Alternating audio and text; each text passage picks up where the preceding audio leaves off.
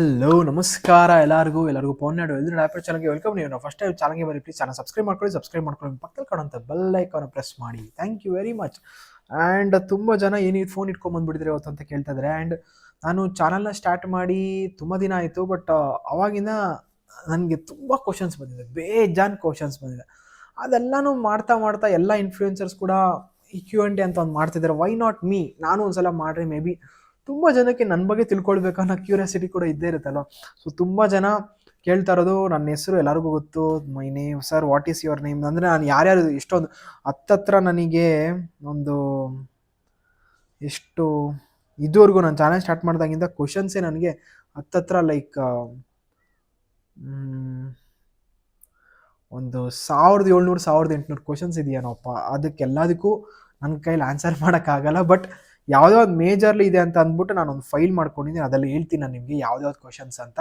So ದಯವಿಟ್ಟು ನೋಡಿ, ಇದು ಇಂಟ್ರೆಸ್ಟಿಂಗ್ ಆಗಿರ್ಬೋದು. ಸೊ ಲೈಕ್ ತುಂಬ ಜನ ಕೇಳ್ತಾ ಇರೋದು, ಸರ್ ನಿಮ್ಮ ಹೆಸರು ಪವನ್ ಅಂತ ಗೊತ್ತು, ಬಟ್ ಆದರೆ ನಿಮ್ಮದು ಎಜುಕೇಷನ್ ಕ್ವಾಲಿಫಿಕೇಷನ್ ಹೇಳು ಅಂತ. ಎಸ್, ನಂದು ಎಜುಕೇಷನ್ ಕ್ವಾಲಿಫಿಕೇಷನ್ ಬಂದು ನಾನು BCom ಬ್ಯಾಂಗ್ಳೂರು ಯೂನಿವರ್ಸಿಟಿಯಲ್ಲಿ ಮಾಡಿದ್ದು. ಆ್ಯಂಡ್ BCom ಆದಮೇಲೆ I completed my MBA in Bangalore central university. So ಅಲ್ಲಿ ನಾನು ಬೆಂಗಳೂರು ಅಂದರೆ MBAನ ಮಾಡಿಕೊಂಡೆ.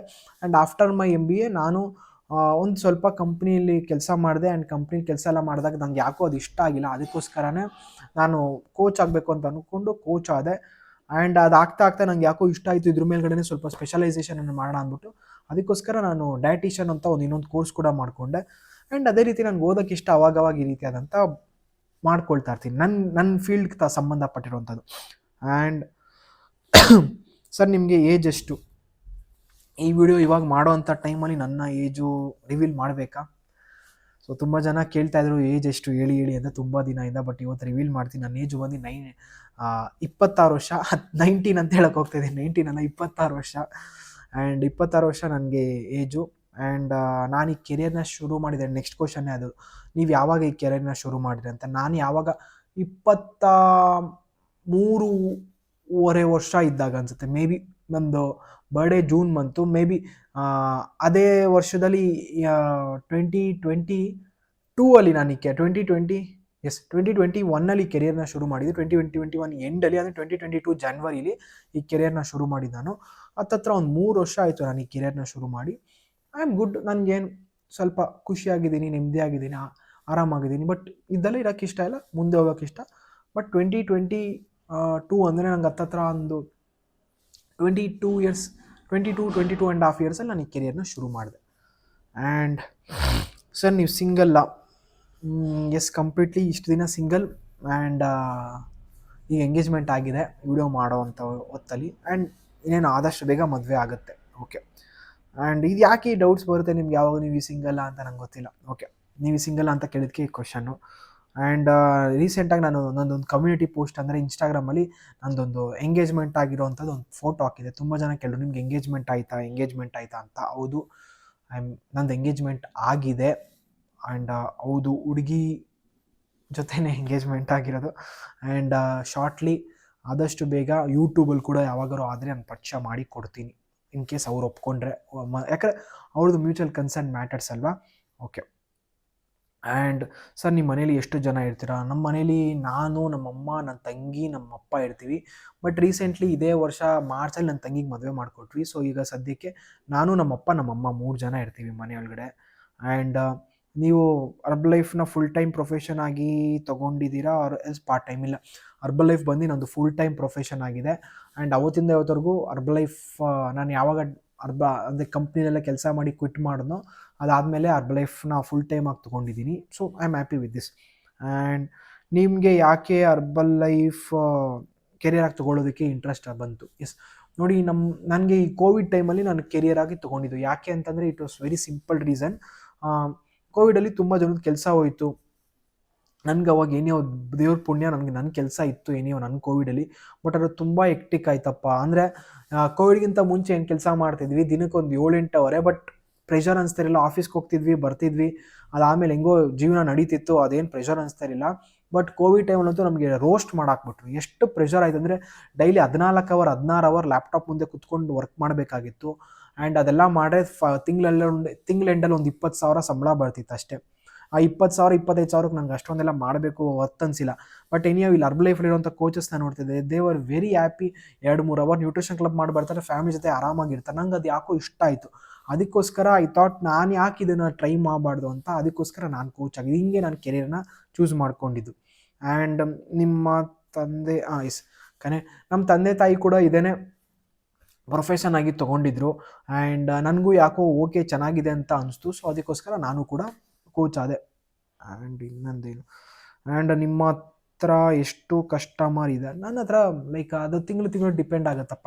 ಆ್ಯಂಡ್ ರೆಗ್ಯುಲರಾಗಿ ಆನ್ ಆ್ಯಂಡ್ ಈವನ್ ಆಗಿ ಯಾವಾಗಲೂ ಒಂದು 50-60 ಕಸ್ಟಮರ್ ಇದ್ದೇ ಇರ್ತಾರೆ. ಮಂತ್ಲಿ ಒಂದು 50-60 ಕಸ್ಟಮರ್ ಇದ್ದೇ ಇರ್ತಾರೆ. ಯಾಕಂದರೆ ಅವಾಗಿಂದ ಮೇಂಟೈನ್ ಮಾಡೋವಂಥ ಗುಡ್ವಿಲ್, ಅವಾಗಿಂದ ಮೇಂಟೈನ್ ಮಾಡೋವಂಥ ಒಂದು ಶ್ರಮ, ಅದರಿಂದ ಎಲ್ಲ ಸೇರಿ ಒಂದು 50-60 ಕಸ್ಟಮರ್ ಯಾವಾಗಲೂ ಮೇಂಟೈನ್ ಮಾಡ್ತಾನೆ ಇರ್ತೀವಿ, ಅಷ್ಟು ಇದ್ದೇ ಇರ್ತಾರೆ.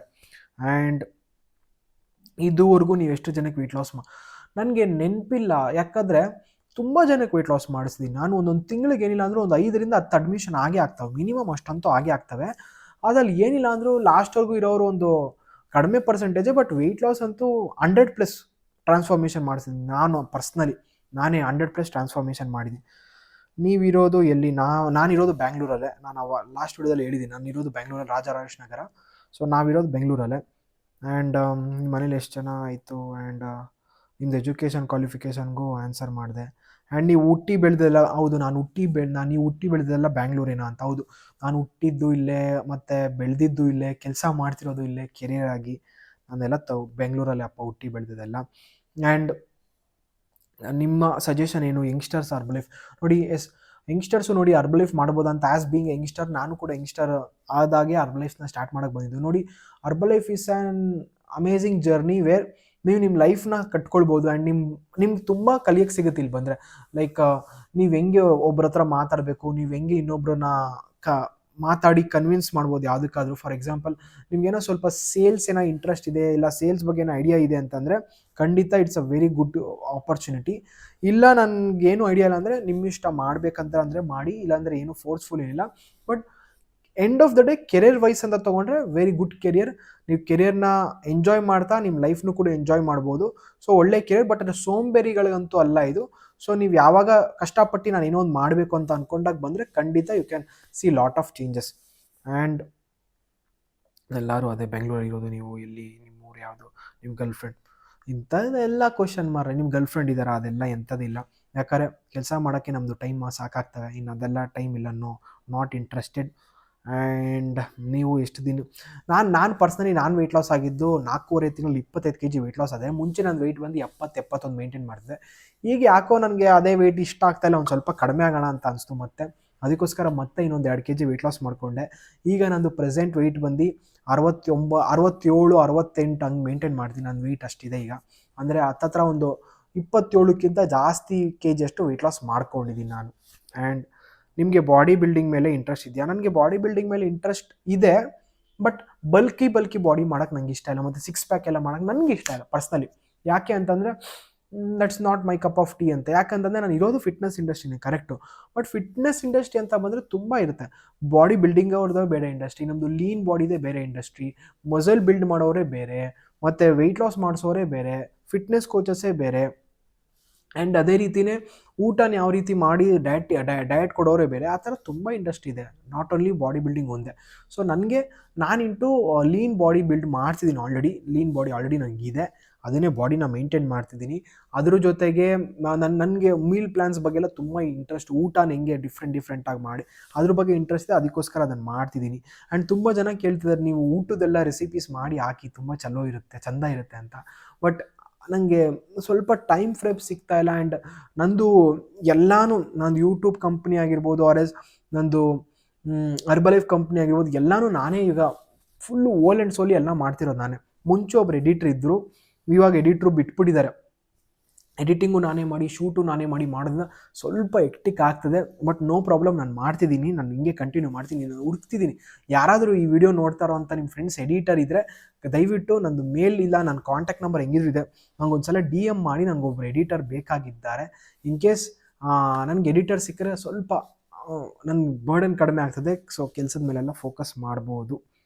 ಆ್ಯಂಡ್ ಇನ್ನೆಲ್ಲ common questions. And majorly and ಲೈಫಿಂದ ಎಷ್ಟು ಸಂಪಾದನೆ ಮಾಡ್ತೀನಿ? ನೋಡಿ ಆ ಹರ್ಬಲ್ ಲೈಫಿಂದ ಎಷ್ಟು ಸಂಪಾದನೆ ಆಗ್ತಿದೆಯೋ ಇಲ್ವೋ ಅದು ನಾನು ರಿವೀಲ್ ಮಾಡ್ಬೋದೋ ಇಲ್ವೋ ಗೊತ್ತಿಲ್ಲ. ಬಟ್ ಓಕೆ, ಏನು ನಾನು ಕೆಲ್ಸಕ್ಕೆ ಹೋಗ್ತಾ ಇದ್ದೆ, ಎಷ್ಟು ಸಂಪಾದನೆ ಆಗ್ತಿದೆಯೋ ಅಷ್ಟು ಸಂಪಾದನೆ ಆಗ್ತಿದೆ ಅನಿಸುತ್ತೆ. ಆ್ಯಂಡ್ ಯೂಟ್ಯೂಬು ಇಂದ ಮಂತ್ಲಿ ಇನ್ಕಮ್ ಬರುತ್ತೆ ನೋಡಿ. ನಮಗೆ ಅಂದರೆ ವ್ಯೂಸೇ ಕಡಿಮೆ ಬರ್ತವೆ ನಮಗೆ. ಅಂದರೆ ಡೈಲಿ ವೀಡಿಯೋಸ್ ಹಾಕಿದ್ರೂ ಕೂಡ ನಾನು ವ್ಯೂಸ್ ಮೇಲೆ ಡಿಪೆಂಡ್ ಆಗಿರ್ತದೆ, ನನಗೆ ಎಷ್ಟು ವ್ಯೂಸ್ ಬರುತ್ತೆ ಅದ್ರ ಮೇಲೆಲ್ಲ. ಸೊ ನನಗೆ ಮೇಜಲ್ಲಿ ಒಂದೊಂದು ವೀಡಿಯೋಗೆ ಬರೋದು ಒಂದು ತಿಂಗಳಾದಮೇಲೆ ಒಂದು 500 600 ವ್ಯೂಸ್ ಬರುತ್ತೆ. ಯಾವುದೋ ಒಂದೊಂದು ವೀಡಿಯೋ 1000 ಗಟ್ಟಲೆ ಹೋಗ್ಬೋದು. ಅದರಿಂದ ತುಂಬ ಕಡಿಮೆ ಅಮೌಂಟೆಲ್ಲ, ನಾಟ್ ಲೈಕ್ ಲಕ್ಷಾಂತರ ರೂಪಾಯಿ ಬರುತ್ತೆ ಅಂತೆಲ್ಲ ಹೇಳೋಕ್ಕಾಗಲ್ಲ ನಾನು ನಿಮಗೆ. ಒಂದು ತಿಂಗಳಿಗೆ ಏನಿಲ್ಲ ಅಂದರೂ ಒಂದು 1,500 2,000 ರೂಪಾಯಿ ಅಷ್ಟು ಬರ್ಬೋದು ಅಷ್ಟೇ. ಆ 1,500 2,000 ರೂಪಾಯಿ ನಮಗೆ ಏನಕ್ಕೂ ಸಾಕಾಗಲ್ಲ. ತಿಂಗಳೆಲ್ಲ ವರ್ಷ ಎಲ್ಲ ಲೆಕ್ಕ ಹಾಕೊಂಡ್ರೆ ಒಂದು 15-20 ಸಾವಿರ ಬರ್ಬೋದೇನೋ. ಬಟ್ ಬರಲ್ಲ ಅಂತ ಹೇಳಲ್ಲ, ಅಷ್ಟು ಬರುತ್ತೆ.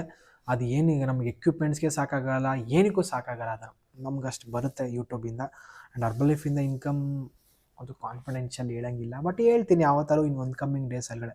ಆ್ಯಂಡ್ ಇದಿಷ್ಟು.